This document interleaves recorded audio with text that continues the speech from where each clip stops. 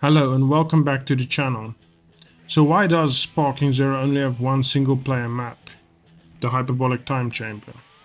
Well, as stated by Jun Furitani-san, they would like to have effects such as wind, dynamic states destruction as well as weather changing effects. Now for a deeper look from the reasoning of a developer's perspective. When running local split screen, the performance is impacted by having to do with the following. With that in mind, it becomes difficult. 1. Effects such as the wind likely uses Unreal Engine 5's Niagara ribbon rendering system with a shader. However, it also has effects on hierarchical static mesh components, for example foliage such as grass or tree objects with different shaders.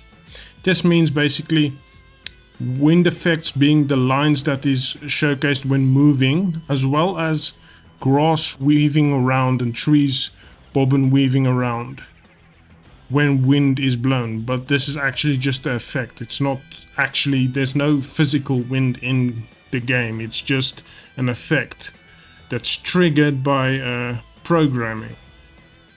So number 2, the aura charge effect is likely also done with Niagara and is done with a mesh render. This can be a bit intense depending on how many instances there are being spawned. When split screen is active, you also double the triangle count.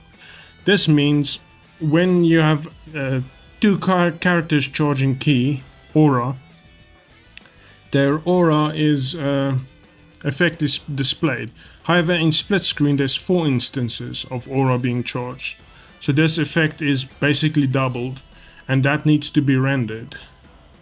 Number 3.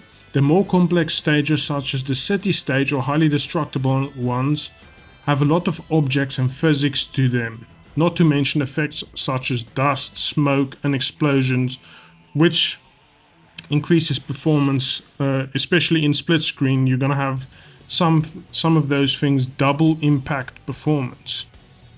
Okay, number 4, and this is probably the most likely reason why we don't have all local multiplayer maps being playable.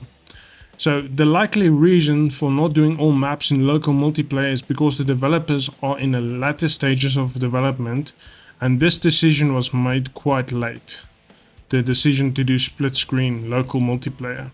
So having to optimize for every stage is quite a daunting task for a game so deep in development. Taking into account everything was already fine-tuned for single player and online multiplayer. Now, what can they do to make all maps playable? 1. Every map needs to be fine-tuned to have less objects in said stages. So there needs to be less grass, less objects and stuff basically. Okay, number 2. Lower the rendering resolution from 4K to 1440p or 1080p for local multiplayer.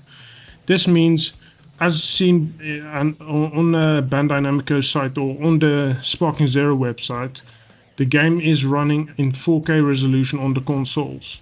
Only this Xbox Series S has 1440p. So if they lower the resolution only for local multiplayer, you go into local multiplayer mode and the resolution is lowered. And when you go out of it and you do anything else, it goes up to 4K yet again. So they can do that to make it more playable.